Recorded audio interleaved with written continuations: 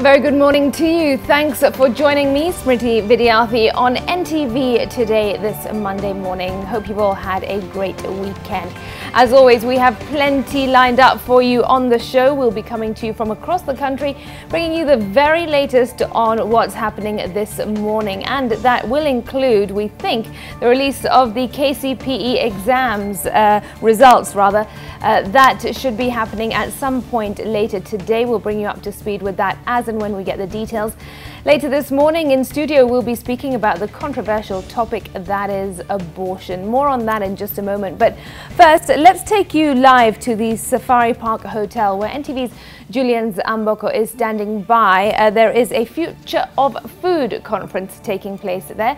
Julian, what can you tell us?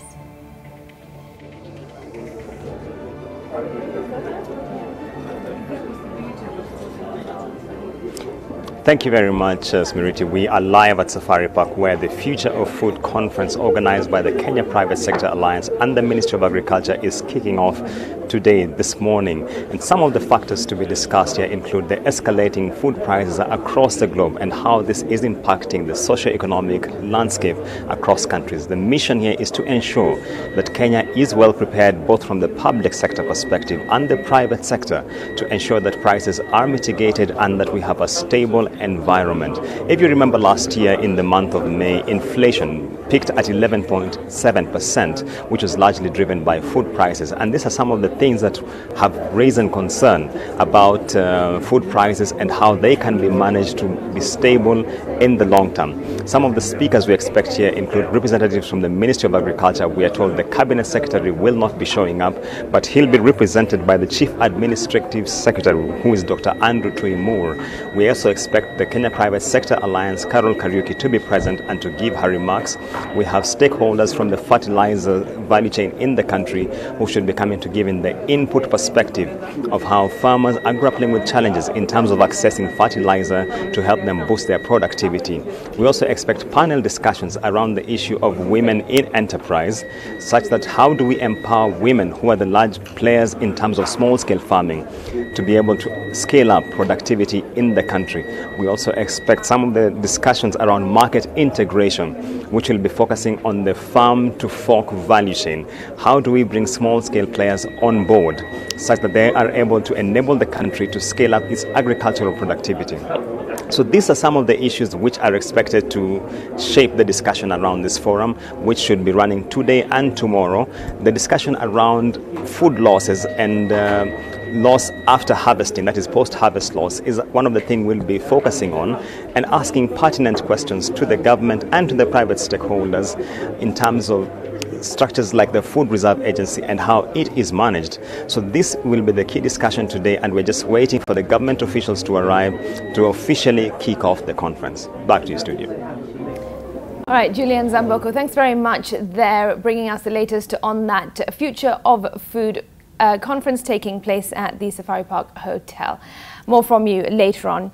Let's now cross over to the county of Murang'a. As I mentioned earlier, today in our studio discussion, we will be speaking about abortion. Well, NTV's Martin Mwara is on the streets of Murang'a, speaking to some residents to get their views on this issue. Martin, over to you.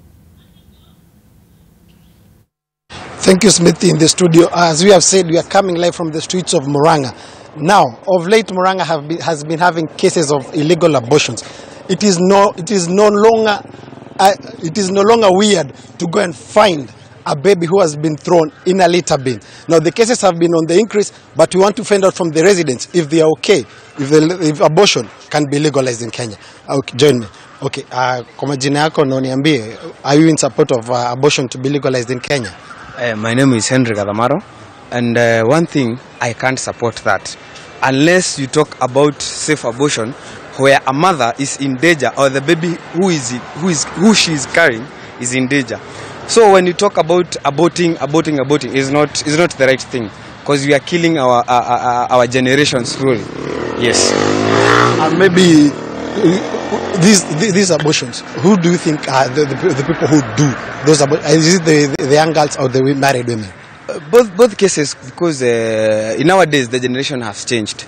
We find that people are engaging themselves in mapenzi tu kihorera. So you find that they get children where they get pregnant and they never expected that. So when you talk about abortion, it's not a thing that is supposed to be legalized in Kenya. Yes. Thank you so much. Acha tusikie maoni ya mwingine, karibia hapa. Nianzie na majina yako na uniambie, do you support abortion to be legalized in Kenya? Hapana, siwezi support hiyo. Kwa kuwa kuzaa ni ile jambo la maana sana. Kwa sababu sasa utazaa mwingine akufe na mwingine usaa awe anasaidia Kenya. Kwa hivyo ikipitishwa watu wanatoa mimba, hiyo sio maana. Kwa sababu tutamaliza watu Kenya. Kwa hivyo ni jambo la maana, mtu anapandanga mbegu ndio izae ndio apate mazao. Ndio apate mazao.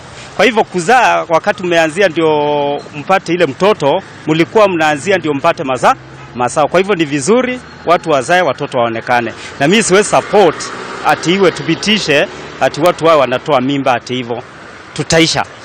Wewe kwa maoni yako, unafikiria ni kwa nini kumekuwa na visa vingi vya watu kutoa mimba? Si ndio watu wanaona ni kama wataseeka, na uwezi kuwa ati umetoa useme hujaseeka. Kwa hivyo hiyo ni kumaanisha hata ukizaa, hata ukitoa utakuwa umeseeka, sio kusema ati utakuwa mchana, utaenda kuwa uwe mzee. Kwa hivyo ni vizuri mtu asa ile mtoto baadaye amsaidie, mtoto amsaidie. Asante sana. Wacha tuongee na mwingine. Kwa majina yako na uniambie, do you support abortion iko legalized in Kenya? Kwangu mimi naitwa Ngoge, mimi ni mkazi hapa Murang'a. Abortion siwezi taka ikubalishwe hapa Kenya. Manake pia kwa Biblia wajua hiyo ni kitu ambayo haiwezi kubalishwa. Hata Yesu mwenyewe alisema hatufai kufanya mambo kama hiyo. Na pili, mbona abortion ikubalishwe? Sasa mimi ile kitu nikataka kusema, maadili ndio tumekosa kwa jamii. Wazazi wameregea, hawaongeleshi wasichana wao. Makanisani imekuwa kama biashara. Ati hatuwezi kaa kanisani watu waambiwe maneno ya abortion, imekuwa ni kama wanaogopa. So abortion haiwezi, hata hiyo hatuwezi taka kusikia hapa. Hiyo ni kitu haiwezi taka alafu niseme rais amefanya kitu ya maana. Pombe hapa Murang'a imemwagwa. Kwani wazee wanamwagiwa pombe wafanye kazi gani? Si inamwagwa pombe ndio tuzane. Sasa kama watu wanapata mimba wanatoa, kesho yake ama miaka inayokuja tutakuwa kwani nchi itakuwa na watu kweli? Hiyo hatuwezi kubali hata kidogo. Isikubalishwe. Na mwenye anasema hivyo aangaliwe sana. Juu anataka kumaliza nchi. Huyu aangaliwe sana. Those are some of the views of the residents. Now, taking you back to studio, Smriti. Martin Mwara, thanks very much for that and for those views, primarily from men. Perhaps later on in the morning we can hear from some women too on the issue about whether or not they think abortion should be legalized. All right, let's take you through today's diary and what we can expect coming up today. Now, we start at the coast where President Uhuru Kenyatta is set to launch the Kenya Coast Guard service this morning. Prior to that, the Cabinet Secretaries for Interior, Defence, Transport and Agriculture hold a joint press conference in Mombasa. The Coast Guard programme is touted as a key enabler of the blue economy component of the manufacturing pillar of the Big Four agenda. Also, the National Gender and Equality Commission is meeting the Editors Guild and the Kenya Women Parliamentary Association ahead of the two-thirds gender debate in Parliament. Now, the debate is set for tomorrow and will be brought to the House by Majority Leader Aden Duale. President Uhuru Kenyatta and his deputy have all urged MPs to support the proposed law. And as we brought to you earlier, the future of food, just to recap that the Ministry of Agriculture, the Kenya Private Sector Alliance and the multi-sectoral working group under the Big Four plan are about to co-host the inaugural Food Security and Nutrition Conference. The two-day forum kicks off today in Nairobi, and the theme is stimulating agricultural productivity in order to boost food and nutrition security. Now, the meeting is expected to broadly discuss the Big Four agenda's food security pillar and investment prospects too, and look at what needs to be done to boost economic growth. NTV's Julian Amboko is covering that event, and we did, of course, hear from him earlier. And now the Kenya Civil Aviation Authority hosts a media breakfast to to announce Kenya's plans to host the 11th International Civil Aviation Organization Air Service Negotiations event, ICANN 2018. Now, the forum has been set up to provide states with a central meeting place to conduct multiple bilateral air services negotiations or consultations. It offers a forum for the participants to learn about current trends, discuss and exchange experiences, as well as providing excellent networking opportunities.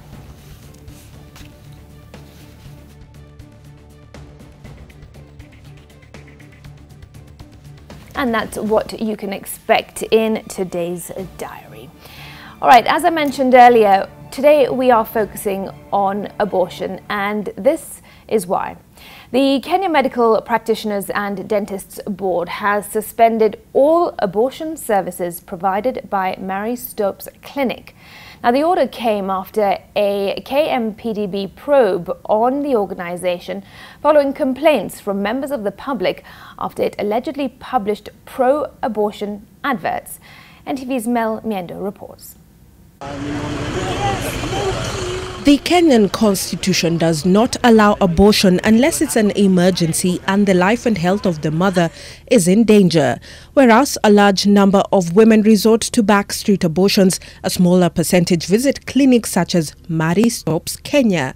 The clinic, which is operational in more than 30 countries, is said to conduct abortions for thousands of women countrywide, as well as provide free contraceptives and advice on family planning, among other services.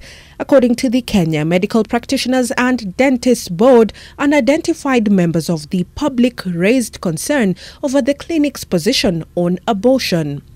KMPDB says it interviewed witnesses, among them medics and patients who have procured abortions at the clinic. According to one statement, a patient was reviewed by a doctor whom she informed that she wanted an abortion.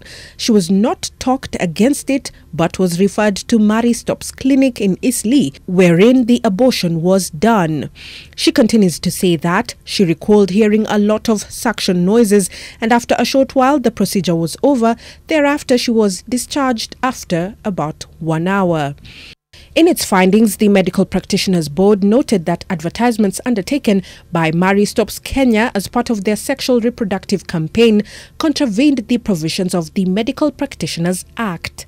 The board has ordered the clinic to, and I quote, immediately cease and desist offering any form of abortion services in all its facilities, submit weekly returns to the Medical Practitioners and Dentists Board over the next 60 days, review its existing guidelines for reproductive health services to conform within the law, pull down misleading information on its current website, and provide the chairman of the Medical Practitioners and Dentists Board with evidence of compliance with orders within 60 days.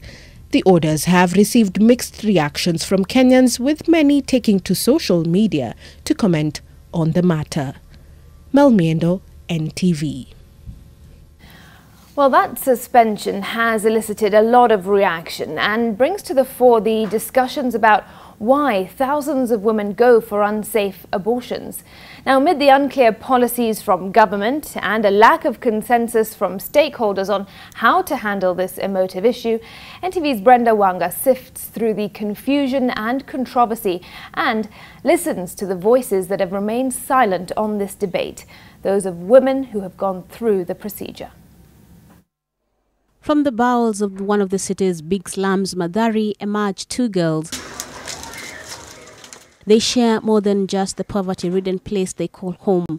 They have been brought together by a shared traumatic and, in their own confession, a necessary experience. Jackie and Rebecca, not their real names, are survivors of backstreet abortions. Saa zingine chalia unaweza kuwa naye ubeshte, lakini saa ukishika boli umwambie uko pregnant. Rebecca, on the other hand, discovered she was pregnant with her second child, a pregnancy she attributes to her love for the good life, but one that she couldn't afford to keep given her financial circumstance. The two girls took a similar decision to abort, but the cost of having the procedure in a proper medical facility was neither available to them legally nor financially. Abortions. Ni kama matawi imegongwa, imechanganyishwa na maji. Hapa nakupea nusu unakunywa, alafu nakwambia hii ukifika maybe kunywa. Ukishaikunywa unakaa kama around 30 minutes hivi, alafu unaanza kusikia nikaa kitu inakunini kwa tumbo. Sasa hiyo kusikia yani utadhani maybe ni tumbo inataka kuuma, lakini si tumbo. Sasa ikakuwa ni hivyo, ikaenda almost kama 1 week hivi, 2 days. Ikiuma hivyo. Sasa ikabidi sana nivumilie juu mwenyewe nilitaka. Juu anapiga mtu pills, 2 unameza, 2 anakuweka. Then private parts. Okay. Then anakuambia ita take quite sometimes, but unafaa kwenda relax kwako. Yani kumaanisha yezi tokea kwake. Yeah, risk isikakue huko. But ile time unafika home, so unaanza kufeel nika ile cramps zile za period. But hiyo ni more painful kuliko hiyo period. Jackie and Rebecca's may have been as a result of teenage sexual angst. Lucy, not her real name, found herself on the abortion path despite being on contraceptives. Sasa ikafika 3 months, sioni period yangu. Mimi nikalenga tu nikasema maybe itakuja tu. Sasa kidogo nasikia kitu imefura hapa. She sought the help of a chemist who for 3,000 shillings gave her pills that would terminate that pregnancy. Mbona venye ukiwa kwa matatu venye gari ikifika kwa bumps hivi ikiruka hivi. Sasa si narukishwa hivyo. Nikasikia kama tumbo inauma hivi uchungu. Kidogo kitambo nitokenge huko penye nilikuwa niende penye nafika, nikaona damu inamwagika. Kidogo naona kitu inatoka kwa tumbo tu hivi. The complications that arose landed her on the doorstep of Titus Asena, a nurse at KNH's Ward 1D, the Center for Post-Abortion Care. Asena has seen hundreds of women like Lucy walk through these doors, some in critical condition with the evidence of their actions. We get so many foreign objects, sticks, we've had needle pricks, we've had a hanger, we've had crochets, all sorts of. Some they just come with the injuries that you can't really explain the material that was used actually to penetrate. We do blood transfusion, and in the severe cases where we already have patients with acute renal shutdown, we work up for dialysis. There are some cases that end up in ICU for ICU care, and in some cases we've even lost patients. The Constitution's attempts to give guidance on the sensitive issue remains vague. According to Article 26 of the Constitution, abortion is only permitted if the life of the mother is in danger and under the counsel of a trained medical personnel. The attempt to come up with standard guidelines on how to handle abortions in Kenya have not borne much fruit. If someone is pregnant today, what options do they have? Is just termination alone, or they can also have, they may want to keep the child. So is the system supporting, say, rescue homes? The jury is still out on when the guidelines will be out. Brenda Wanga, NTV. All right, so a very serious issue that we will be discussing shortly in studio. But before that, let's just take you to Mombasa for a moment, where NTV's Kevin Mutai is standing by. Remember, as I mentioned, there is about to be a press about the Coast Guard service. Let's find out more about that. Kevin Mutai, over to you. Well, thank you so much, Smriti, from studio. We are live from Liwatoni Fisheries Complex here in Mombasa, where we're expecting President Uhuru Kenyatta to arrive any moment from now to launch the Coast Guard service. Remember, this is the first special unit ever to be launched in the country that will take care of maritime security along the coastal borders. This particular unit will also be tasked with protecting our fishermen and, of course, taking charge of to ensure that there'll be no pollution in the ocean. Coast Guard comes at a very particular moment whereby we are having a Blue Economic Conference here in Mombasa. This is a pre-conference that is happening today, and it will also be launched by President Uhuru Kenyatta. Remember, it comes ahead before we expect the international conference to happen in Nairobi on 26th all the way to 29th. It is a particular function that is expecting to boost the use and the use of maritime resources. Remember that particular leaders from this region have reiterated their commitment in ensuring that there will be no pollution in the ocean and of course rivers, and to come up with sustainable means to protect our natural resources in the sea. This particular function happening here today, as you can see, different officials, the security officials, leaders from government, different institutions, government are already here. And to my right here is the Coast Guard boat. This is the one of the key milestones that the government says it has achieved, launching this particular boat today that will be able to man our borders and provide security to fishermen and of course other happenings in the sea. Remember, this is a function that comes at the right time where there's a discussion on the usage of resources in the sea, and of course the Coast Guard officials that will be drawn from the Kenya Police, the Army, of course, and civilians that are recommended by the Public Service Commission, who will be able to get job opportunities in that particular unit. Remember, it's a special unit, and of course residents from this particular coastal region have pledged with the government to also consider them, and here the Public Service Commission will have to play a part in recommending those who will be employed to join this particular special unit. Coast Guard service here in the coastal region will be able to take care, or rather it will be headquartered here in Likoni, but of course we're expecting officers from the unit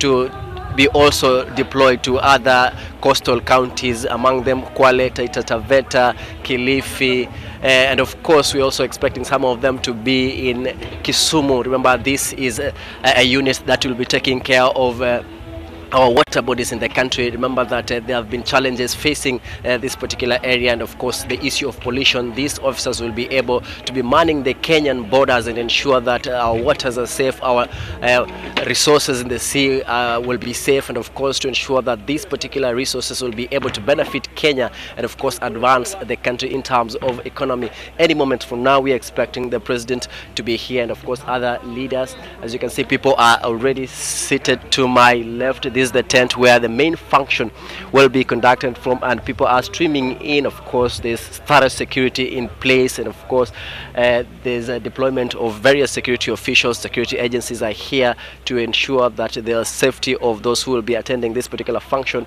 will be kept. But for now, Smriti, let me hand it back to you as we wait from what will be happening from this region. We will cover all that for you, and we will be keeping you updated. Remember also, before I hand it back to you, Smriti, just a moment, we're also expecting the KCPE results to be announced from this, to be released from this county of Mombasa, and we have our own Karim Rajan also set in those particular places trying to man, and we'll keep you updated if this happens in Mombasa. We will be definitely giving you those live pictures and of course the details on the release of KCPE exams here in Mombasa. Back to you, Smriti, in studio. Kevin Mutai, thanks very much for that. It seems like it is going to be a busy day there, and more from you as and when the day develops. Back to studio now for our discussion about abortion. Let me introduce my guests.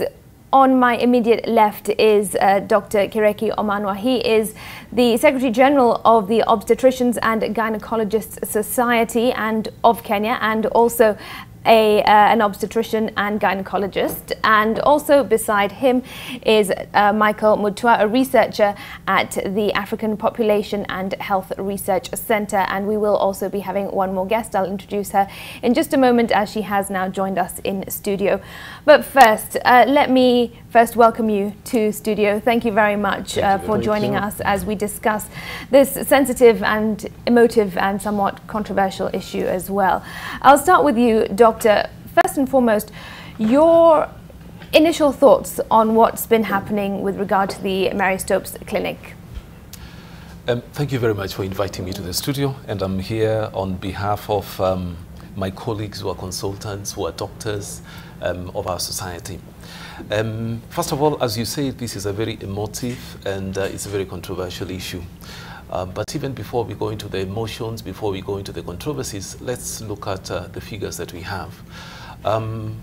A recent report which was released by the Ministry of Health actually showed that, entitled The Costs of Treating Complications of Abortion, indicated that about 500,000 abortions are procured illegally since 2012. Now, apart from that, the Ministry of Health actually indicated as well that about 500 million Kenyan shillings are used to treat patients who have had these complications. Now, out of these about 400, almost 500,000 patients who procure illegal abortions, about 100,000, 120,000 of them have major complications, out of which about 25,000 patients die annually. Now, to break it down so that we can sort of see what the problems, how the figures look like, if 25,000 patients die annually, it means that about 2,000, slightly over 2,000 patients die monthly. Right. So if you break that down again into weekly, we have about 500 patients dying every week. Right. That is about a plane, a 747 crashing every week. You know, just to put the figures into perspective, it's a huge problem. It's a huge problem which we need to address. We need to address not only as doctors, we need to address as a nation, we need to address as a people, because it is untenable and it's completely unfair that we lose 25,000, most of them young ladies, every year. It's a huge problem. Yeah, the statistics really, really are shocking, especially when you break it down like that, what it means monthly and even weekly. Yeah. Okay, let me bring in Michael.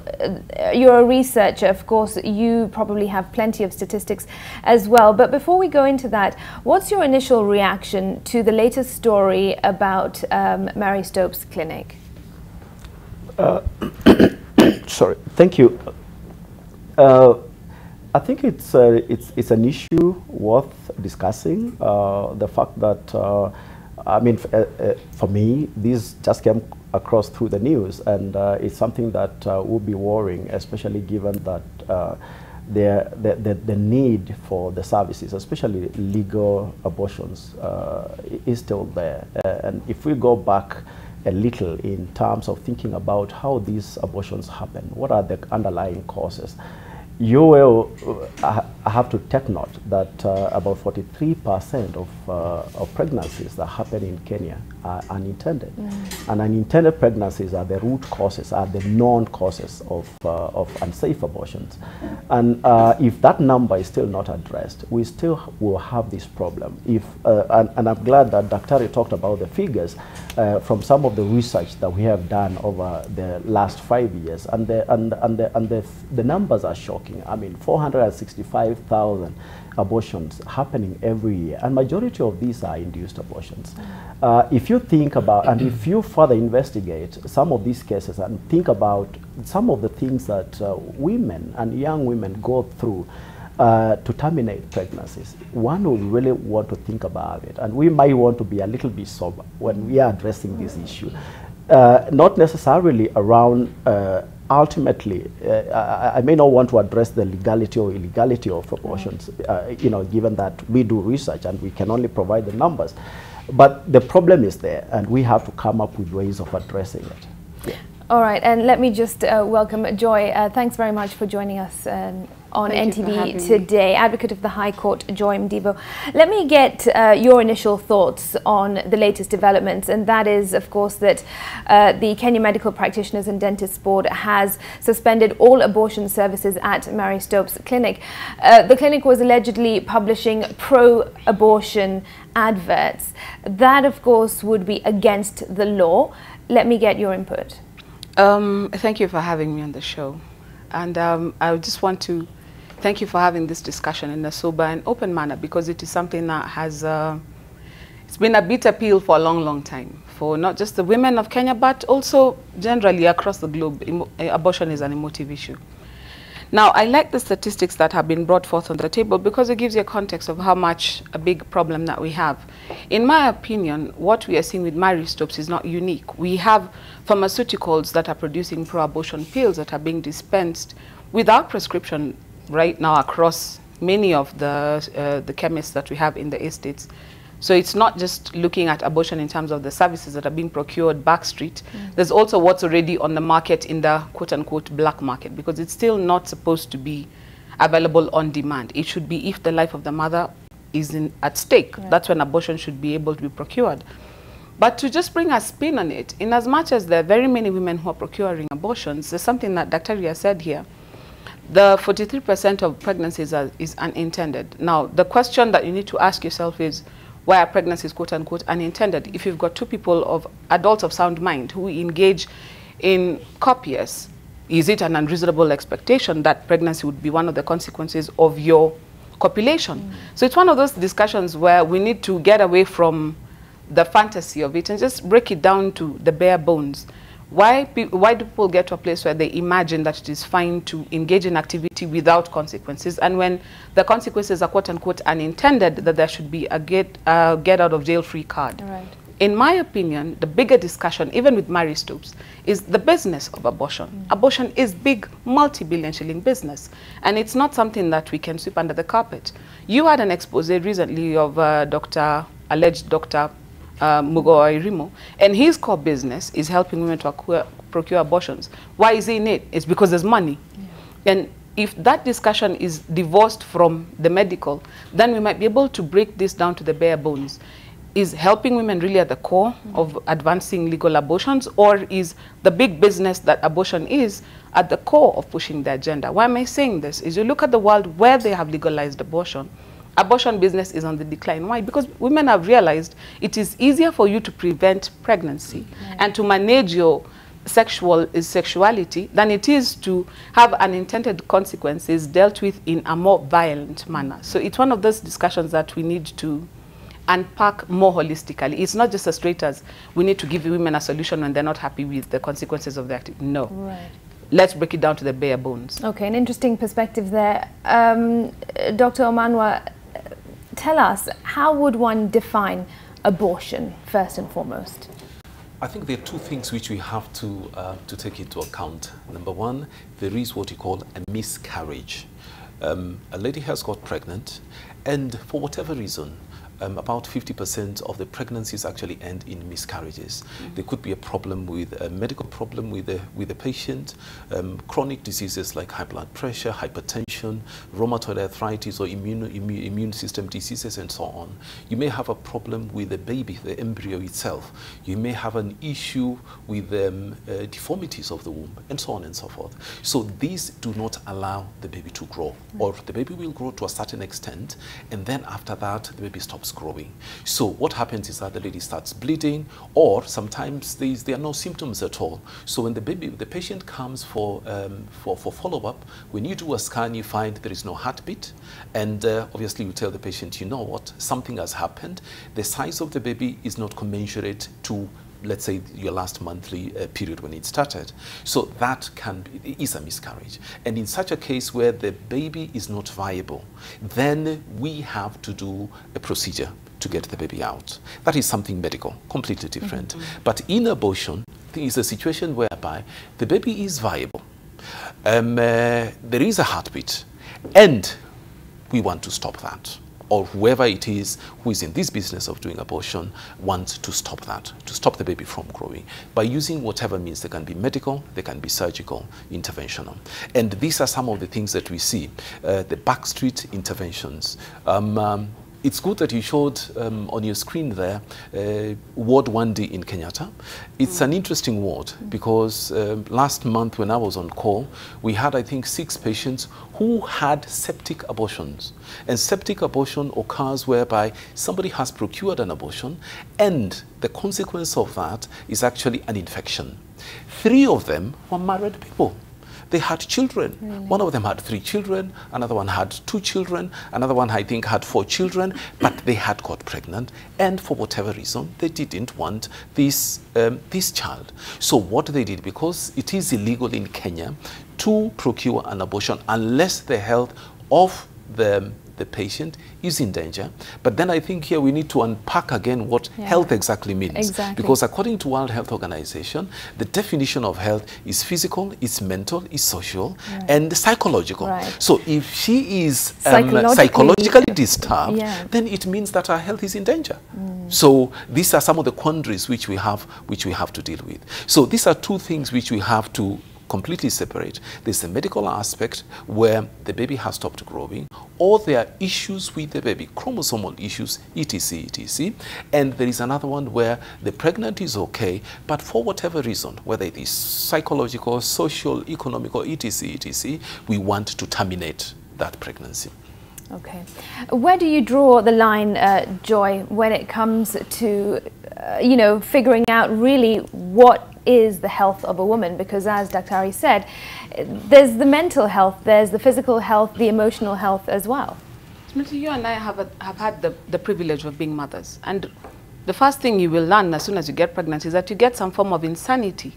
Carrying a pregnancy gives you a certain stress, that the trepidation, will I manage? Will I be healthy? Will the baby be fine? Am I ready? All these numbers of fears play on a woman. In addition to the hormonal and the psychological issues that you're dealing with, there's a societal expectations. Maybe you've been married, you've not had a child for a long time, or maybe it's too soon after the marriage. So if you start putting psychology in the problem, and that was part of the reason why I campaigned against Article 26(4) as we have it, because when you use the WHO definition of health, it becomes ridiculous, because anything goes. If I am poor, I am considered to be not socially healthy. Having grown up in poverty myself, I know that's completely ridiculous, because it's a place you start. And being poor is not a crime. It's just a condition. And anybody can get out of poverty. And even if you don't get out of poverty, you will just live. Because I remember growing up, I did not think of myself poor. Now, and I think back, maybe you were poor. But I didn't, it was, that's what it was. We need to come to a place where we get away from the romance of what the West is selling us as health. In Africa, we are very healthy people. We are happy. We love hard. We fight hard. We play hard. We laugh loud. That's, in my opinion, a definition of livelihood. But where, for example, you have preeclampsia, your life is clearly in danger.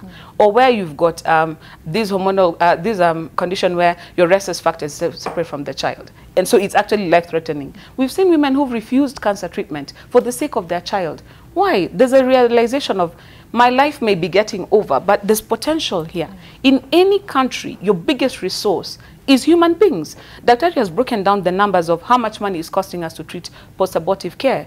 But we're not breaking down the number of how much is costing the economy by not having these productive people in society. Let me just give you context. Between when Roe versus Wade passed in the United States and the year 2000, 50 million Americans had not seen the light of day because their lives were terminated on demand from abortion. That took away 50 million people from the economy. And where are they having to get these people from? Immigration. If they don't have immigrants, they don't have an economy. Japan right now is in negative population growth, where you've got more people dying than you have being born. What does that do to the economy? It declines because you don't have markets to consume what you're producing, and you don't have labor for your markets. You don't have people producing money to put back in the system to take care of the older generations. So economically, it costs a country way more to kill its children than it does to bring them into the world. Whether or not you raise your child is not the question. The child belongs to all of us. Other people cannot have children, they'll be able to raise them. The government has a responsibility to provide for everybody within their borders. And that's why we make it illegal to attempt suicide. Because we need you to carry on pulling it. The Chinese have to be paid. Everybody has to keep putting their 2 cents back in the economy. So if we do the math, and if we look at what is the health of the mother, if it's just down to the woman, it was not just down to the woman to have this child. There was a father involved. There's a society at large. The West has made it is just about the woman and choice. But what they lose in that conversation is how it affects the rest of society with this one choice. We'd rather have a conversation on how to support women to either take choices over their lives to not get pregnant, or when they get pregnant to support them through the process. Even if you don't want to raise a child, let's support you to, because it is, in my opinion, safer to go through a pregnancy and deliver naturally or whichever way than it is to keep disrupting the natural process, because there are consequences to an abortion. It's not a get out of jail free card. You get rid of the pregnancy, yes, but there are consequences still to bear. It's not a clean slate. Right. Okay, go ahead. Just briefly, then I want to bring in Michael. What I wanted to say is that it's very good what, Joe, you have actually expounded on. But the question is, why do we have so many, 500,000 illegal abortions? Because sometimes these ladies find themselves in difficult situations, and they may not be able to continue with that pregnancy, their health notwithstanding. They may have societal pressures. The family, the father of a young girl who's 15, 16, hears that his daughter is pregnant. I don't want the stigma that my daughter got pregnant, you know, without getting married. So we want to, you know, have that clean picture, as it were, of a family, and so on and so forth.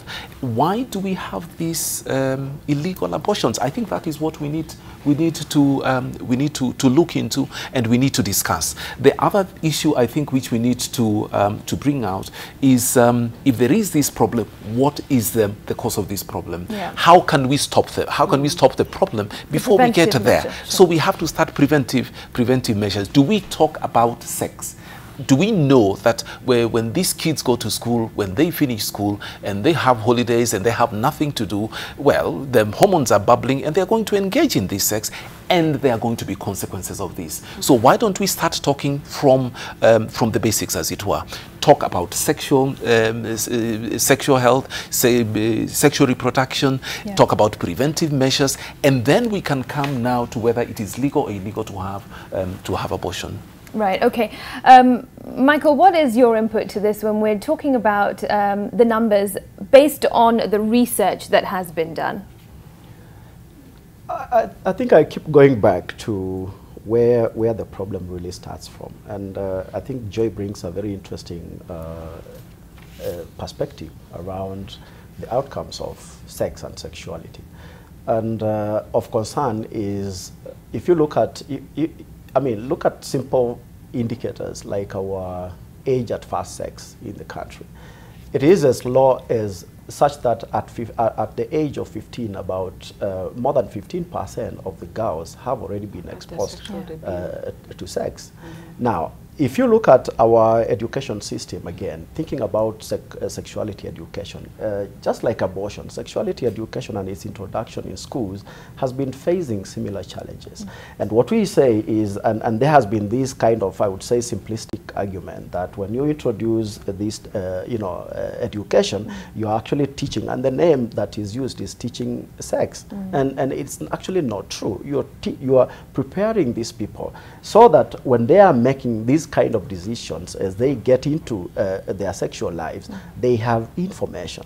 If you look at our contraceptive use right now, we're talking about 46%, and this is after a huge improvement from where we are coming from. Yes, there is improvement, but we are still talking about 18% of Kenyans or women in Kenya with unmet need for family planning.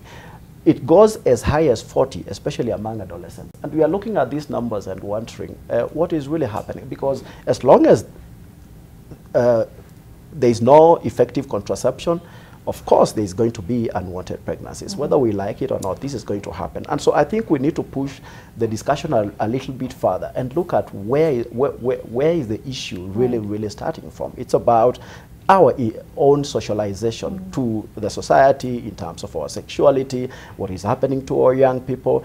And even, if you look at, as you follow through the issue, think again about the quality of care. Now that these abortions, Daktari just talked about some of the abortions being either unwanted, some of the abortions being spontaneous and others are induced. There are so many of them. He gave you a number of about 50% of these abortions being miscarriages. Now, this, if we don't take care of these women, if we don't have quality care in our healthcare facilities, think about what is going to happen to the future and the health of these women. And so I think the whole issue needs to, I keep looking at it as a huge a huge spectrum of issues that really need to be looked at without necessarily just looking at the economics of abortions. I think we really need to address the social issues first if we are going to really address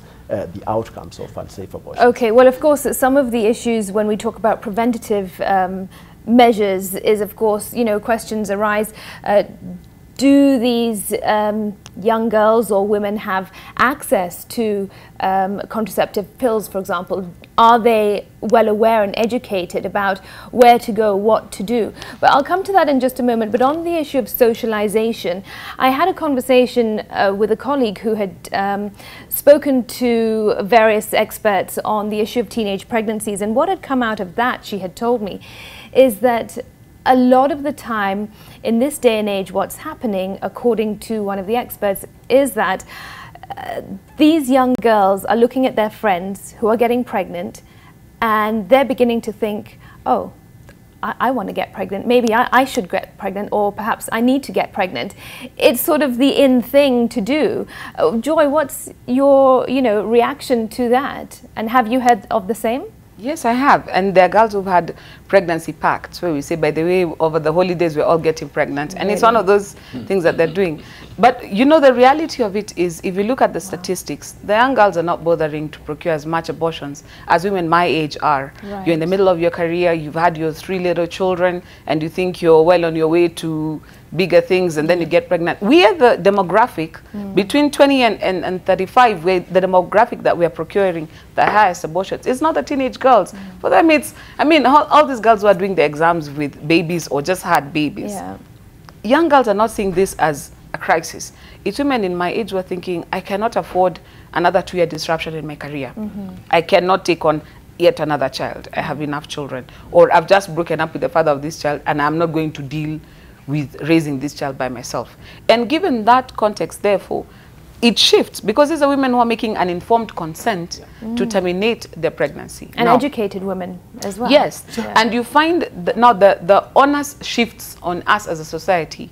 What value do we place on children, on life? Many times you even want to ask yourself, are the fathers of the children involved in this decision? Because I have worked in children's court before, and you find sometimes sex and children and the body is used as a weapon to hit out at your partner. So you're pregnant and you tell him you're pregnant, and then he reacts in a way you don't like, and then he warms up to the idea, and then you're like, oh, now you're warming up to the idea, now you decide to terminate, to sort of get back at him. Yeah. So there's so many things that inform this decision that are not straight-laced. It's not a straight arrow.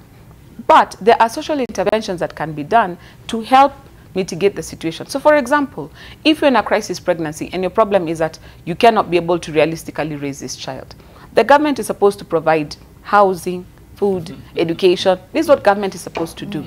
When they do not, in African context, the child belongs to the village. In other societies, we've seen what they introduce, no questions asked Moses basket, where if the child is less than a year old, you can go leave the child there and walk away. No questions asked. And what the child will be placed in care, and they'll be put up for adoption. We are in a society where we have a mirrored problem as well. We have higher cases now of infertility than we did before. There is actually a situation where these children who are being born to parents who cannot raise them or will not raise them can actually have the opposite number of children, people who cannot have children, and they desire to have children. In my opinion, meeting these two needs is mutually beneficial to the society than deciding that flashing the children away is a solution. We have to come with African-grown solutions to this problem. We've talked about sexual education here. One of my problems with the kind of sexual education we're being given, I've seen some of the curriculum being suggested, is a hypersexualization of the curriculum. It's not giving you the bare bones of what you need to know. It's giving you something that sort of heightens your awareness to what is in the process. And it's not just what's being offered in class. Look at even the adverts we have going on now. Ezekiel Mbutua is always fighting these adverts because, I mean, there was an advert for cooking oil, and people were on a beach with the breeze blowing, and a woman bites into a tomato and it bursts into, and you're looking and you're thinking, It's cooking oil. Yeah. What's the big idea? The hypersexualization of life makes it such that sex is all around. The phones have made it worse because before, boys had to wait until they've gone for some trip somewhere and you interact with girls during the trip. These days, you don't have to wait for anything. If you have access to one of these, you can watch anything you want to watch on the phone. So it's gotten to a place where our culture is changing. And now that's what we need to address. How do you give your children a value system where, even in the hypersexualization, they're able to make choices that give them benefit? And how do we promote a culture of life such that we celebrate life when we find it? And if women are not able to sustain a pregnancy, for whatever reason, we give them a way out, whether it is safe houses, whether it is halfway houses, whether it's no questions asked. Because in my opinion, if you have incidences where you've got legal abortions, and you still have deaths occurring, because it happens. Because in my opinion, it's an oxymoron. Safe abortion, it's an oxymoron. Because any inherent surgery, even an ingrown toenail, you'll be given a form to sign because you may not wake up from the procedure. So there's nothing like safe abortion. But even in those instances, they'll actually notch up the maternal mortality rate numbers in Kenya rather than reducing them. Because statistics show where they have legalized abortion and where they have not, those numbers chalk up the maternal mortality rates.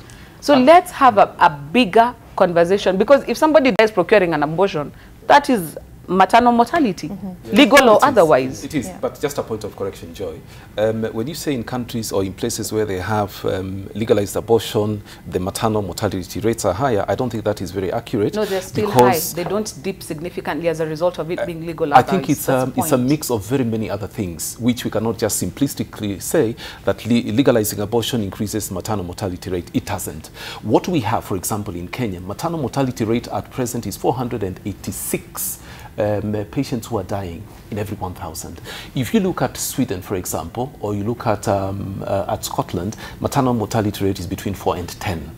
And they have legal abortion. So I don't think these should go together. These are two completely different things. But what I agree with you is that we should give these patients a way out. We should give them an option that if you want to go through this pregnancy, we can help you. I have been privileged to counsel some patients who were really focused on terminating their pregnancies, and thank God they changed their minds. But not all of them will change. And once a patient has decided that she's going to procure an abortion, it does not matter. She will go for it. Whether she gets the medication over the counter, whether she goes to a backstreet, a practitioner, or whatever it is. At that time, at wherever she is in her mind, she does not see the complications arising. The realization comes much later on that this is what happened. But I think what we need to take a step back is to say, okay, Marie Stopes has been closed, but what does that mean? What will happen to these patients who have been going there to receive other services and as well as maybe procuring these abortions? These patients are going to go underground. And what is going to happen is that we are going to see an increase in the deaths of these patients. Is that what we want? I think we need to have a much deeper discussion. By disallowing Marie Stopes from working, I think it's closing the stable. The horse bolted a long time ago. It does not help much.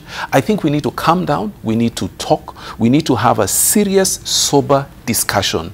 The medical health fraternity, the legal fraternity, all of us as Kenyans, the churches, the religious faith, we have to come and sit together and have an open discussion.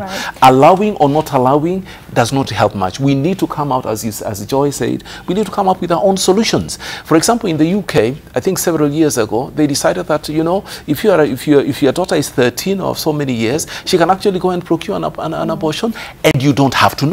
Is that where we want to go? Definitely not. Okay, absolutely not. Michael, I know you want to give some input, but we need to take a quick break as it is the top of the hour. But as soon as we come back, we'll get your insight into this conversation.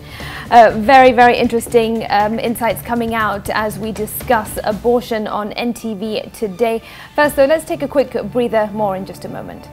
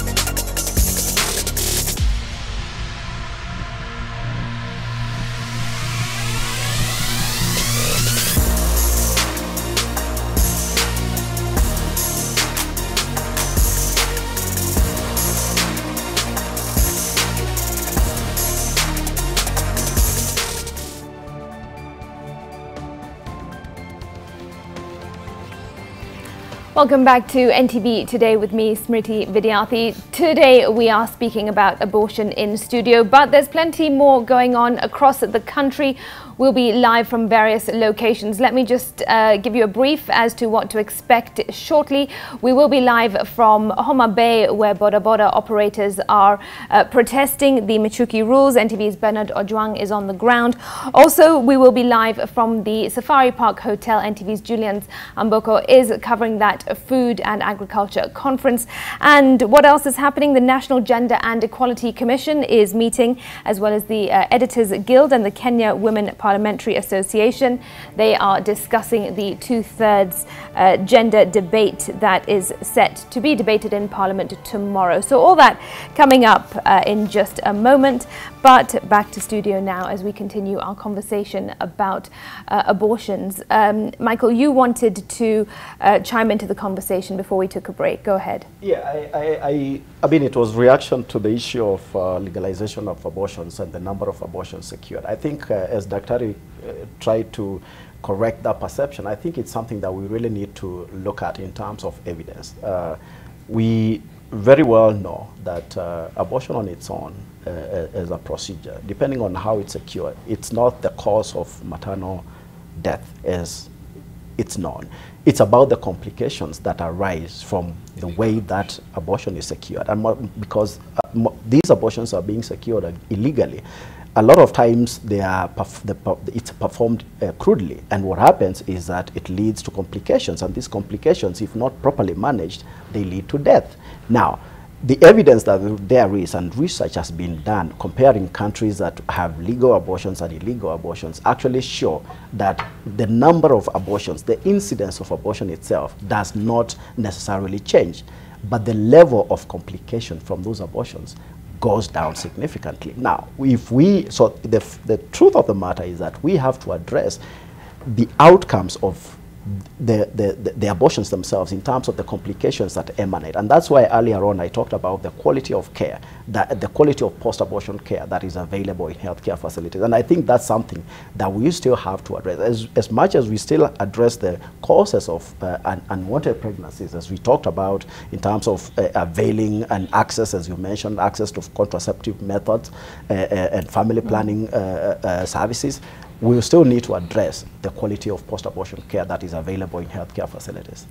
Okay, I have a question based on that, but we have to cross over to Kendu Bay, that is in Homa Bay, where NTV's Bernard Ojwang has the latest there. Bernard, we believe that Boda operators are protesting against the Michuki rules. Bring us up to speed.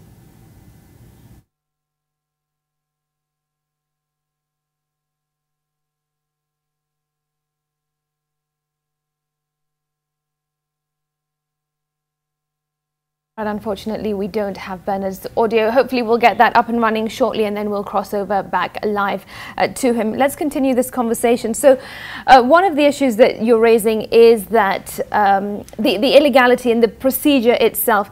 But my question is, how much is a legal abortion compared to an illegal abortion? Do we have the numbers, Doctor? How much it costs to do a legal abortion? We don't have that. We don't have. I don't know how much it costs, because really my question is, why are people going for abortions in the back streets as opposed to hospitals? Number one is because it's illegal to procure abortion, right, if the health of the mother is not in danger. Number two, the services, availability of those services, they may not be very available. Number three, the cost as well. So it is much cheaper. And then obviously we have to remember about the financial status. Most of these abortions, or quite a big number of them, are done by ladies at the bottom of the pyramid, as it were. As Joy rightly here said, some of them actually do occur in the patients who are working, who for whatever reason they cannot afford to have another pregnancy. Now, the clip that you showed there with Brenda Wanga actually went to Mathare, and there are other slum areas. I was deeply disturbed some time ago when one of the researchers actually said there is a place, I can't remember which slum it was, where they know who actually does those abortions. And they know when that person is available because they raise a flag And everybody knows that when the flag is raised, the person is there, and you can actually go and procure those abortions. And the people around actually do know, but none of them will ever go out and report this person to administration, because number one, administration has never helped them. They don't know anything about government, because government, which is supposed to help them to have better social amenities, is not available. So this person who comes in and steps in that vacuum actually has that the goodwill of the people.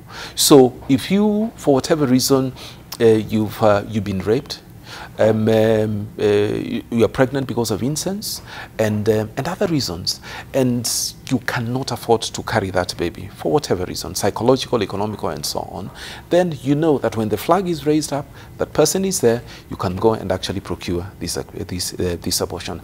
I think that is where the problem is. We have straitjacket, as it were. You can't procure, you cannot do this because this is what the law says. I lived in Europe, that's where I trained, very Catholic country, Poland, and we had this discussion, and it is still ongoing.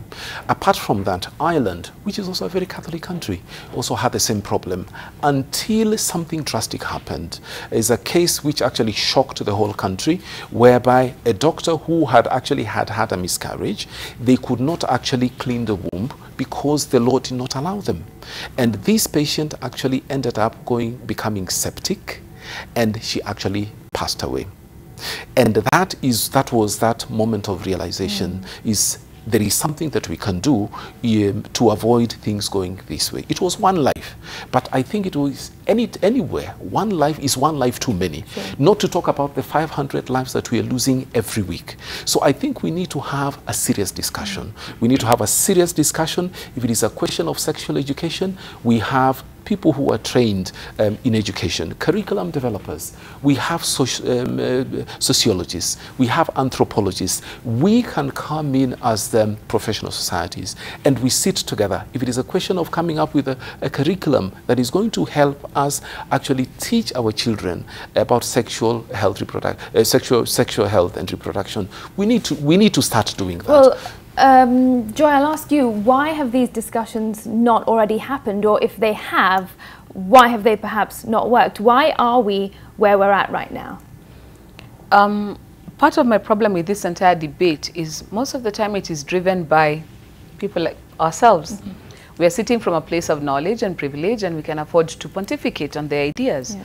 Whereas what happened in Ireland, which is indeed a Catholic country, was an organic evolution of the society from a place where they were very strongly pro-life to now I think the pro-choice voice is being heard. And we've gotten to a place where it's a society, through a referendum, that decided, you know what, this is something we want to change. In Kenya, we've been having the discussion in boardrooms, in workshops, in Bomas and other places where, quite frankly, it's other interests at play. Like I said before, this is big business. So you cannot discount the fact that the backstreet abortionists are still making money, and even after abortion is legal, they'll still make money because those women who are going to them cannot afford to go to Daktari surgery. Yeah. And their market is intact. It's not for their benefit. But people like Daktari here, and I'm not saying that he's an abortionist, he's providing abortion, but if he wanted to provide abortion, the law has to change because his kind of clientele will, like, for example, if I wanted to procure an abortion, it's illegal in Kenya, I'll just get on a flight and take a little trip someplace and come back because we can afford to do it. So there is the business component of it that we cannot ignore. But over and above that, our society is still at a place where it's not receptive to the idea. There are no studies that show that overwhelmingly Kenyans are for abortion on demand. It's not there. There's no such study. I do not discount the fact that women are dying as a result of procuring backstreet abortions. That cannot be disputed. I grew up in Shaurimoyo, and I had friends who lived in Majengo, in Biafra. And those places, there's a lot of prostitution going on. And abortion is an integral part of that lifestyle. Because if you're getting your money from selling your body, you cannot be getting pregnant at will. It's one of those things where if it happens, you probably don't even know who the father is. It's not a desirable situation. And it is true. The abortionists live in the community themselves. We need to come to a place as Kenyans where we decide, okay, fine, this is a problem, how do we sort it out? What I am, coming back to your question, why is this conversation just looking like it's coming up now? It's because we are also learning from places that have walked this journey ahead of us. right now, as we're talking, Planned Parenthood, one of the biggest providers of abortion services in America, are shutting down many of their clinics. Why? There's actually a decline in demand. Why?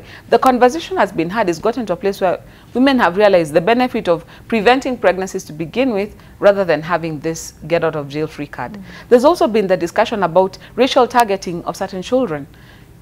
Black children incidentally end up being aborted more than any of the other races. There's also the issue of the ones who are detected to have disabilities. Right. And so if you detect that the child maybe has an extra chromosome, you don't want a child with Down syndrome, so you decide. So that goes to the value of life. Is who are we to decide which life is worth living and which quality of life is not worth living?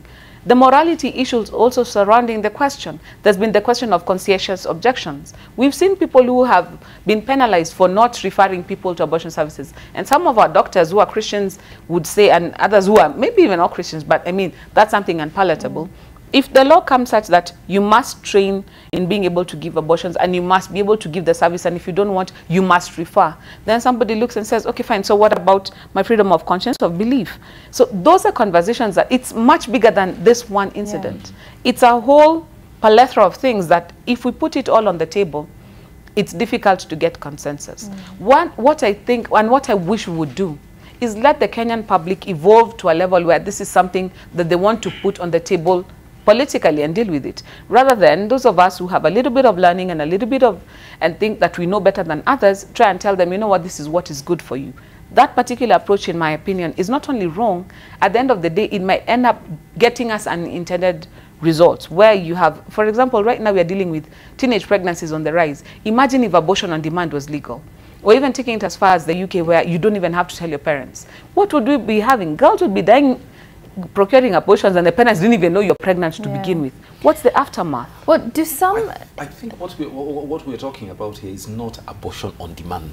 These are two different things. I think what we should be talking about is, can it, if it is made available, to sort of mitigate the number of deaths that we are having from backstreet abortions. Right. That, I think that is what we should be talking about. Because abortion on demand is a completely different story when you walk in and say, you know what, I feel like having an abortion.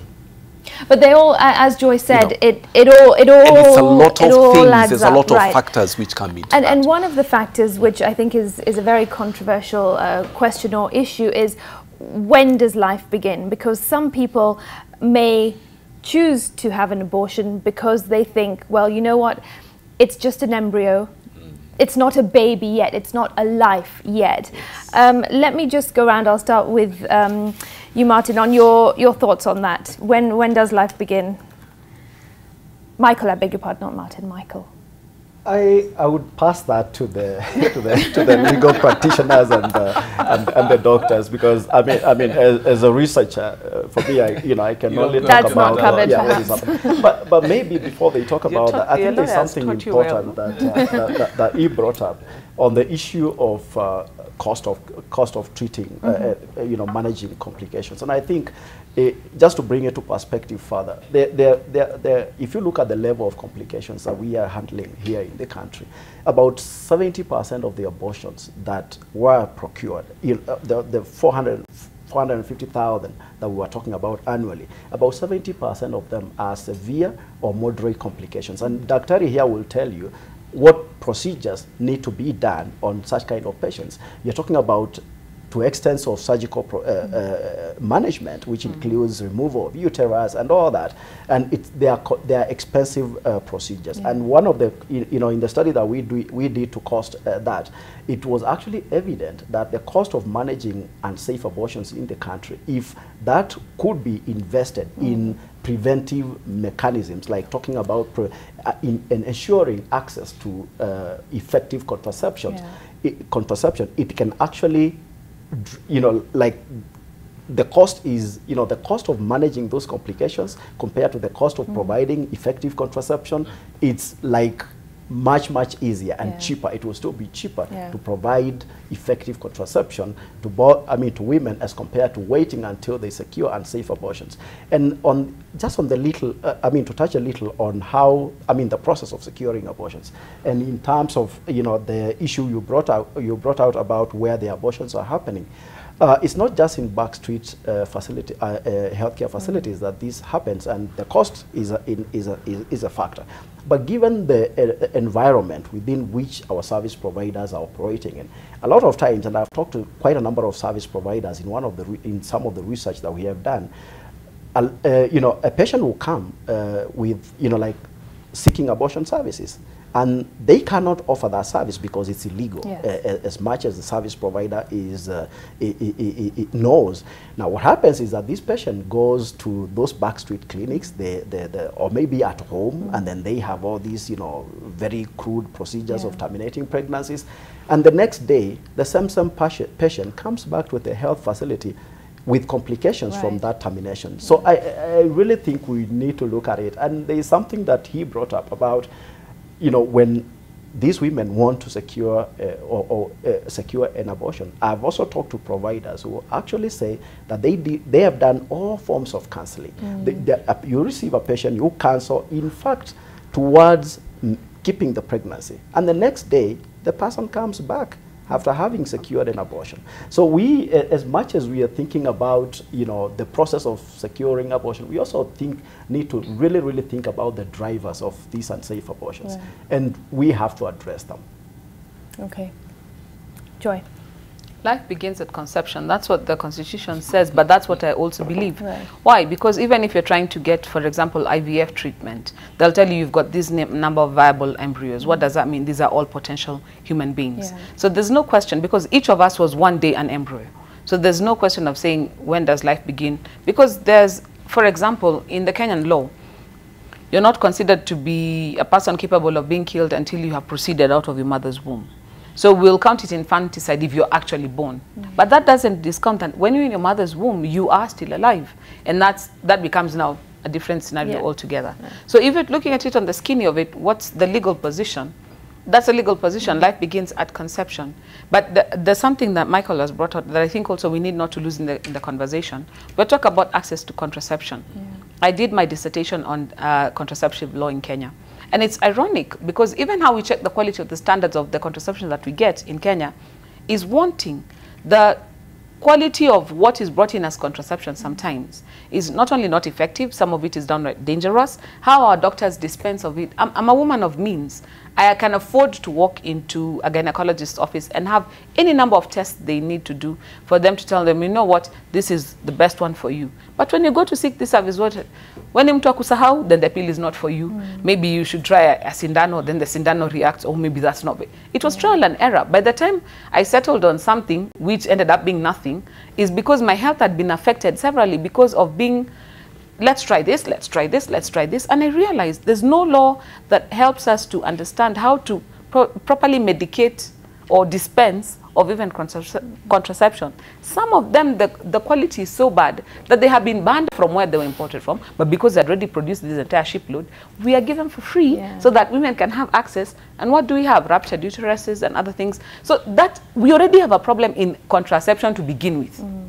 We need to sort that out. The law is weak, the regulation is weak, the facilities that we also have dispensing them are weak, and I think further training should be going to helping doctors to help women to have real options for contraception that are effective and safe before we even start talking about offering safe termination. Because I'll tell you something, this termination, for example, there's a correlation between increased risk to some conditions, for example, some forms of cancer because of terminating pregnancies. That's a discussion we're not having. In Kenya right now, cancer is a very big problem. We want to have one extra layer of a risk factor introduced for women. There's a psychological fallout. Women will commemorate the day of their abortion the same way we commemorate the days of our children's birth. I have a friend who had an abortion about the same time I had my daughter, and every time she sees my daughter, like, oh, mine would have been about the same age. It's something she's carrying for the rest of her life. It's a psychological consequence. We're not having that discussion of how it also affects the fathers who feel excluded and powerless to defend their children from a mother who decides to terminate. Because once a woman makes up her mind, it's true, there's no stopping it.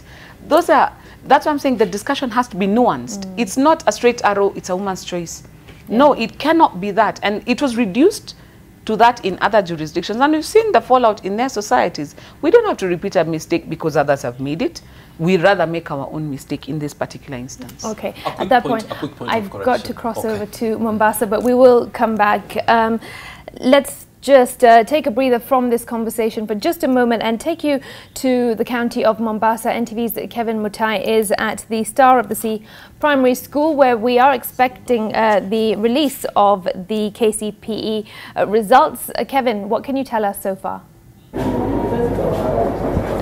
Well, thank you so much, Smriti, from Studio Nairobi. Here we are live from the Star of the Sea Primary School, where, as you can see behind me, is the podium. We're expecting education stakeholders here to come for the release of KCPE examination. Remember, this is happening today when the president is around here in Mombasa. Remember, there's so many activities happening today, and as you can see right here in the room, I can see tens of people already gathered here anticipating to listen to what the Ministry of Education is yet to release. Remember, this particular examination, over 600,000 candidates sat for the exams, and yesterday President Uhuru Kenyatta firmly reiterated that all the candidates who sat for their KCPE exams, regardless of the scores they had, he came out firmly telling parents to also participate and ensure that there'll be smooth transition of these particular students to secondary school. Remember, the president said that these are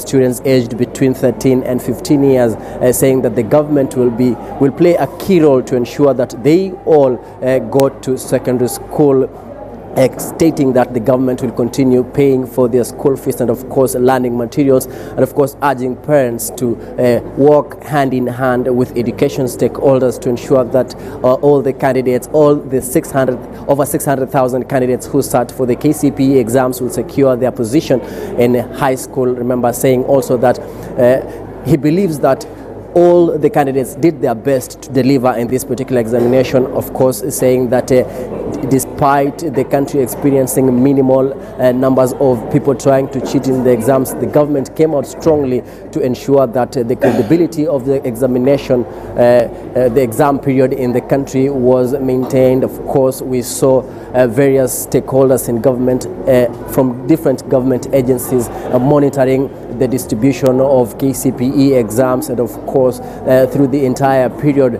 with the CS Amina Mohammed reiterating clearly that the integrity of the exams in this country needs to be really monitored to ensure that we have a good quality education system. Smriti, those are just a part of the coverage that we'll be having for you in this coastal region. Remember, the president is yet to arrive at the Liwatoni Fisheries Complex to launch the Kenya Coast Guard Service. I'm told that the cabinet secretaries for Interior, Transport and Defense are yet to issue a statement concerning the same, but we will be covering all that for you from the coastal city of Mombasa. We are told that this particular event for the release of KCPE exam will happen probably a few hours after the president has launched the KCGS in Liwatoni. But for now, Smriti, that is what we have for you here at the Star of the Sea Primary School. We'll be back with more updates much later.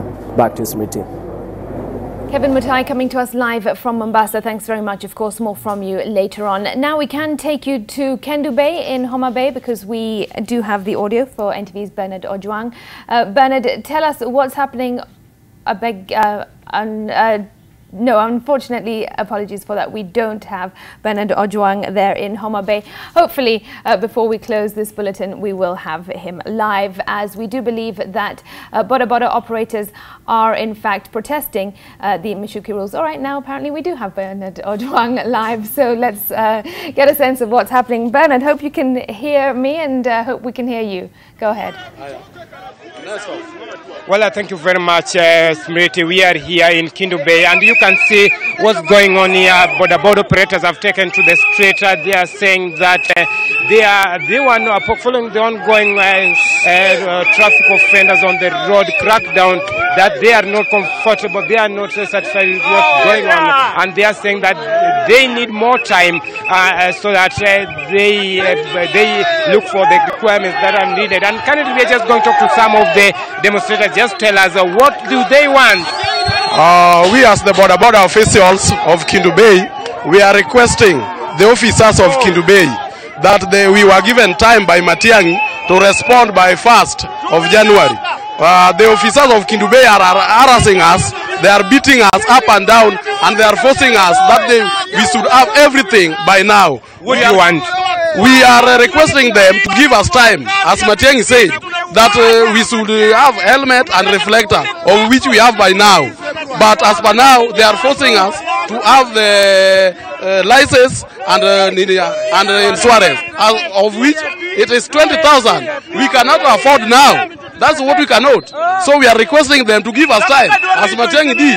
Matiang'i said that he has given us time for 2 months, so that we can look for that 20,000. It is very hard, as we are Boda, we are hustlers, to get this much by 1 week. Have you tried talking to them? We have tried talking to them, but they cannot understand us. So we are requesting them to stop them. If Matiang'i is the CS, stop them until 1st of January. Well, Smriti, I'll talk to another person. What do you want? What's going on here? Thank you very much. My name is Marco Buya. As I'm speaking right now, these people are being now protesting because we need our rights. Now policemen are moving up and down, even in the villages, to conquer as if we are slaves. You see, they even take the motorcycles within the house. So that cannot work. Do you have the requirements? Yes, of course we have the requirements. As by now, the base of the Kindu Bay said that we should have the helmets and the reflectors, and almost all of us have them. Yeah, and for the insurance and the license, we were given 2 months. And for right now, they have even created the job opportunities for the APs, police, to come, and they are even getting inside the house to take money. Do you have evidence? Right now we don't have evidence, but we have a certain man who was beaten thoroughly by the policeman. Yeah. Well, I'll speak to the last person. What's going on? Okay. So talking is Calvin's. Calvin's is the CBO spokesperson. We are protesting against what is happening in town, and we are constituted by the 3 CBOs. That is Wangchieng CBO, Kindu Town CBO, Central CBO, and we are seeing you demonstrating. What's the problem? The problem, the security department, the way they were told to operate, they are going against the law because they are raiding us in a civilian. So even how to differentiate thieves and real officers becomes very difficult because they board their vehicles, they go into the villages, they raid us too much, even they even followed us even wherever we are, even in the houses, they go into them, they take the motorbike. So we are tired. We are requesting the security minister, that is Honorable Mr. Matiang'i, to come out and address this because we are tired of this. Matiang'i himself gave us a period of 2 months, and here comes a case because we sat with them down CBA, that is called collective bargaining agreement. We sat with the OCPD, we sat with the base commander, we sat with the OCS, so we are tired of them. Let them, we can sit down. Well, thank you very much. Smriti, you've just heard from the Boda operators here. And remember, they have, since morning, they have been engaging police in running battles here. And remember, business operations here have been paralyzed, transport paralyzed, and they are saying that they need more months so that they look for the requirements for so that they continue with the operation. Back to you, Smriti. Bernard Ojwang coming to us live from Kindu Bay in Homa Bay. Thanks very much, covering angry Boda operators as they protest the Michuki rules. Back to studio, my conversation continues about abortion. This, of course, based on the fact that all services and operations have been stopped at the Mary Stopes clinic as the clinic allegedly published pro-abortion information and advertisements to various patients. All right, let's continue with our conversation. You had some input you wanted to give. I just wanted to clarify one point that my colleague Joy mentioned, that abortion can predispose patients to endometrial cancer and breast cancer. We do not know of such such predispositions unless there's something new which has come up in the near past. But as far as we know, we do not know of any such predispositions. So that has to be clear, that we don't know of such research, such literature, and we have to know. All right, let's go back to numbers and statistics. Michael, what impact is the closure of Mary Stopes Clinic set to have? For example, we touched on that, but on the economy, and when we talk about numbers and figures, what impact could this have? Okay, I think I'll start with what you said earlier about the operations. I think the closure, it's not closure of all their services. The way I know Mary Stopes, they do quite excellent work, especially in the area of preventive approaches, especially in the provision of family planning. They are highly involved in such areas. It's not just abortions, and they also provide the post-abortion care services that we're talking about. So the closure might and will affect if in any case there were abortion services, both and especially the legal abortions that might have been happening in those facilities. Then in that case, that will be affected. I think the consequences, other than the financial or economic losses or anything, I'm actually looking at the exposure to unsafe abortions, and we just got about to carry out a follow-up study, which is not really as national as one of the studies that we did, trying to estimate these numbers of induced abortions. And I'm seeing the likelihood of such kind of numbers going up, especially if the options available for those who have and somehow have to terminate these pregnancies by whatever reasons. I wouldn't go to the reasons, but for those who have to, or for those terminations that still had to happen, closure or termination of such kind of services and reducing the access and availability of such kind of services will definitely be affected. Okay. So what really is then the way forward? It seems that there are so many issues related to this topic, from sex education to access to contraceptives to unqualified quack doctors or doctors. Really, Joy, in your opinion, I mean, how is this issue going to be addressed successfully, if at all? The discussion has to be nuanced. It has to be responsive to the needs of Kenyans. If you are a woman seeking abortion services, if we do a little questionnaire before you have your abortion service, why are you seeking an abortion? There are some of those reasons that can be dealt with by society, by the family, by greater involvement of other people. And then there's the one where you've just made up your mind. And that one, there's nothing you can do about it, because, I mean, if a thief decides he's going to steal, we're not going to give him more bullets so that he can just go ahead and do what he wants to do. So the notion that because women are going to do it, or they want to do it anyway, so we should make it legal to make it easier for them, to me, is just, it doesn't make any sense at all. But there are social issues that we can discuss as a community. For example, I said the questions about Moses baskets. There are no questions asked. You can leave your infant as long as under the age of 1 year or 2 years, whichever we choose, and we say, we will take up from where you feel you can no longer handle it.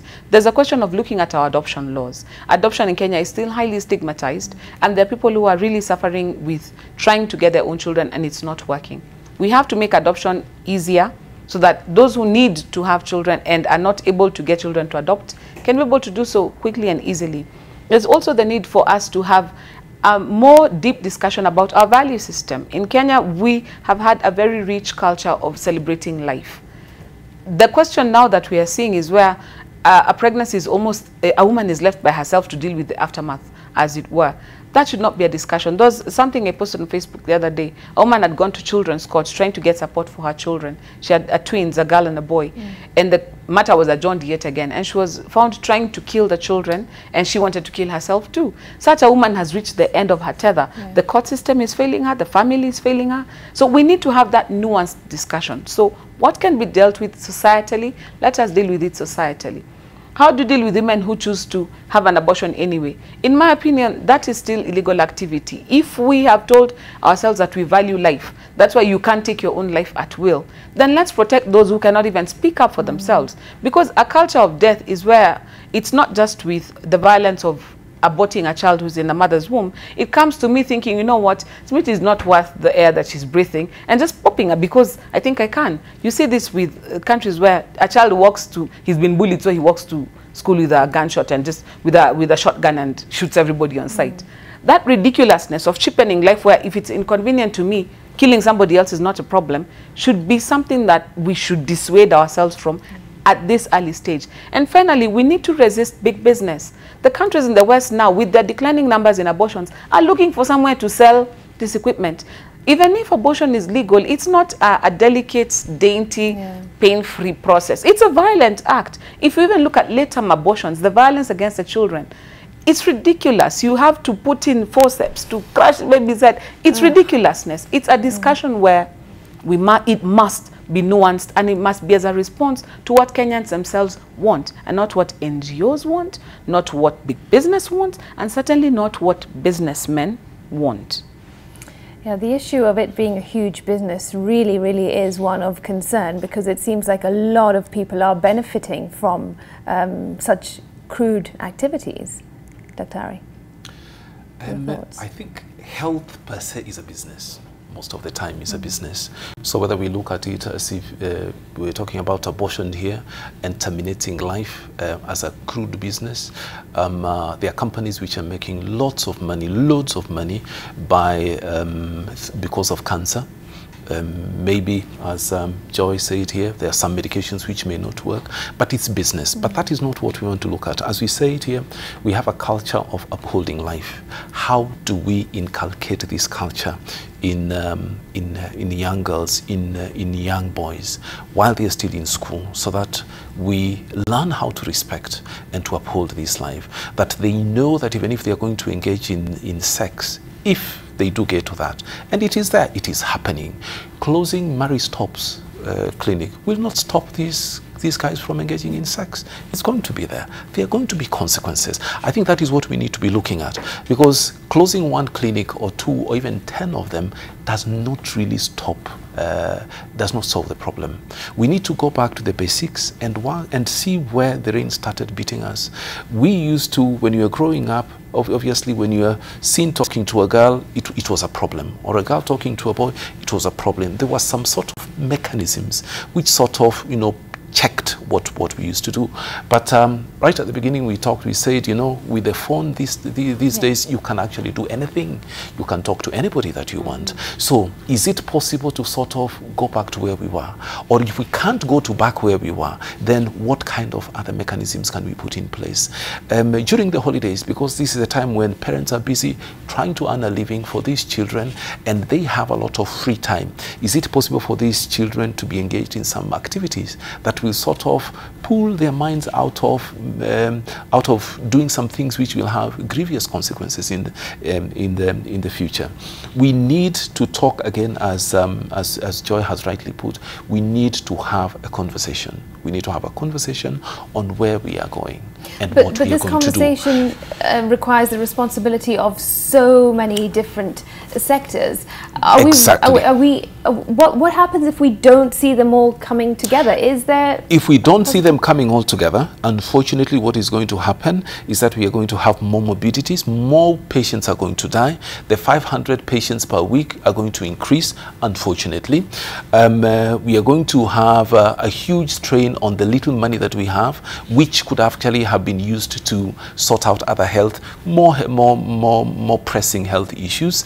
We'll have issues of morality. I don't even want to go there. The ethics of doing this, and so on and so forth. So the sooner we have this conversation, and I think abortion is the only medical problem which is actually enshrined in the Constitution. So the sooner we have this conversation, the sooner we sit down and look at it with sober eyes, because I think Kenya has looked at itself through a mirror of what happened at Mary Stops, and it does not like the way what it has seen. And so we have this question of what are we going going to do? What is happening? Is there any way of, you know, how do we move away from here? So the sooner we have this conversation, and this conversation has to be all-encompassing, as it were. We have to put everybody on board, because without that, we're going to have this problem, and it's going to keep on recurring. We are, as a medical society, as a professional society, we are more than able. We have professionals who are ready to come in and share. And some of them actually are in very serious or hold very serious, very senior positions. For example, one of my colleagues is actually a member of the council in the International Federation of Obstetrics and Gynecologists. They are actually the ones who form policy for the whole world when it comes to obstetrics and gynecology. And it's one of us. So we can get help from there. Another colleague of mine is actually the chair, is going to be the chair actually in March of African Societies of Obstetrics and Gynecologists. So we have people, we have knowledge, we have Joy here, and other people like her. We have Martin here, and so many other people. It is not the resources that we lack. I think it's a goodwill. Where can we come together? Can we sit down? We have a problem. We have big minds. We have, in terms of resources, we have them. How can we set this ball rolling so that we are able to help these patients who are dying? 500 patients dying weekly is not a small number. If it is not a crisis, if the government does not see that this is a crisis, then somebody tell me what a crisis is. Sure, yeah, definitely. Michael? I think in addition to what Dr. says, addressing this issue definitely will need some form of sobriety. Yeah. We really need to avoid a lot of politics around the issue of life and protecting the lives of women. It could be the lives of women, it could be the lives of the unborn, but we really need to avoid politicizing it. If you look at what part of the argument Joy brought about in what is happening to Planned Parenthood in the U.S. There is currently the global gag rule, which just got even revamped with the new administration, and that has actually affected most of those organizations, and that's probably part of the reason why some of those organizations are winding or cutting down on their services. I mean, the truth of the matter is that there is a problem, and we need to look at it in terms of how can it be addressed right from the causes of unsafe abortions. We need to look at those. How do we talked about the issue of socialization and how to ensure that and information, ensuring that young people, adolescents are brought into as they get into their sexual life and sexual activity, they know the outcomes of all this. If you talk to some of the service providers, I mean, honestly, you realize that the problem is not as simplistic as sometimes we look at it. It's not about NGOs, it's not about it's not a Western problem.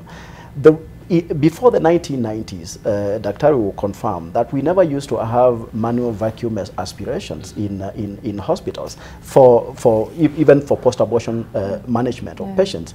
A study was done right here in Kenya, in Western Kenya, and it showed that it's not just about the quality of care in terms of our own definition of quality of care, that manual vacuum aspiration was improving, but even the patient satisfaction with the care. So for me, I think we need to look at the problem locally as it is, and as much as we are looking at coming up with solutions that are local, we cannot divorce it from evidence. The evidence is there that improving the quality of services is going to ultimately improve the quality of life. Some of the procedures that are done in healthcare facilities, I mean, especially in the absence of improved technology, they are even more violent. Talk about DNC, the dilation and curettage that used to happen before, and I think it's slowly, being phased out. In terms of pain exposure to patients, it's a lot worse. And I think the improvement and the growth in technology, I think it's something that is of benefit. We cannot look at it in terms of it's a West input. I think we really need to look at it as a local problem, and we need to look at it in terms of evidence, what evidence we have in terms of how can we improve the quality of services. Right. Well, these conversations aren't going to happen overnight. It's already taken several years to get to where we are today. today. What, in each of your views, are perhaps the short-term solutions for the woman who's gotten herself pregnant and doesn't want to be pregnant? You know, what is her solution if abortion is not the answer? I'll start with where I sit, because I am a prolific pro-lifer, and I believe that every life is a gift and every life is potential, and it's just unrealized. And in my opinion, helping the most vulnerable in our society is a gauge of our own humanity. And for me, there's nothing more, there's no one more vulnerable than the yet to be born, because they're at a place where they have no voice, no say at all. One of the things we can do is have more support for women. I am from a very strong church background, and this is a criticism I've leveled against the church. Are you part of the solution? Do you have safe houses for girls who've been chased away from home because they're pregnant? Do you have, okay, the church has many hospitals and clinics and facilities. Do you have those Moses baskets? Because churches also have orphanages and children's homes. So are you open to receiving children from mothers who do not want to raise their children? And I'm glad I've seen some interventions, some Kyotas coming up here, and I've seen people like Jean Kagia trying to step up. So I'm telling them, you better walk the talk. So that's one of the things we can do. As a society, we can't just say, oh, this is abhorrent, if we're not helping give people solutions. Another thing we need to have is a candid discussion with our children about sex and sexuality. Now, I talked about hypersexualization earlier. And one of the things, even when I'm talking about foreign NGOs and things like that, my problem with them is not what they're doing with their time and their energy. That's up to them. It's ideological colonialism, where you want to tell us that there's a certain idea that must be the right idea, and any contrary idea then must be total rubbish. I reject that. I'm just saying, look, in our African context, children were celebrated. Children were something that we loved. In fact, even if you had the unfortunate incident of an incest, they would let you give birth and then have infanticide. But this thing of attacking a child while it's in the mother's womb is not ideologically a concept that we came up with. That's why we need tools and technology to be able to implement it. It's not something that is organic with us. It has, and I keep saying, it needs to be a nuanced conversation. Why am I saying nuanced? Because in our situation, most of the issues that drive a woman to procure an abortion are solutions that can be available. Right. The laws also need to become more robust. Yeah. We are looking at situations in the West where conscientious objectors are actually facing, for lack of a better word, persecution, where your conscience goes against it, but you must learn how to do this and you must give the service. And that is not something we want to see. We are seeing in Kenya, we talk about age of sexuality being 18. Marie Stopes is here with, now this is, cannot be cross-examined on it, but the allegation is dispensing contraception to children who are underage. Now, if you're perpetuating an illegality, I don't see why we should be supporting you're keeping your doors open because you offer other valuable services. Right, okay. We need to have a more nuanced conversation as Kenyans and have solutions that are of benefit to Kenyans. Okay, thank you so much. I'm afraid we are out of time. I know you may have wanted to contribute, but we have heard, you know, the way forward on your part as well. I'm afraid we've got to close the conversation there. But gentlemen and lady Joy Mdivo, thank you very much. Also, Michael Mutua and Dr. Kireki Omanwa, much appreciate your insight into this really controversial, complicated topic. Really, it opens our eyes that a lot needs to be done. But thank you for your time, much appreciated on NTV Today. All right, we have to close our conversation there on NTV Today. Thanks very much to our guests. Remember that we are still following various topics for you across the country. One of them is the KCPE exam results that is going to take place at some point today. Coming to you from the county of Mombasa, NTV's Kevin Mutai is on the education beat. The results will be released at the Star of the Sea Primary School. About 1 million pupils sat the KCPE exams this year round, and of these, in fact, 2,481 were candidates with special needs, and there were about 27,161 exam centres. So lots to look forward to from the results that are coming to us from Mombasa later on today. Also remember that we are live at Safari Park Food for the Future. That conversation is happening there.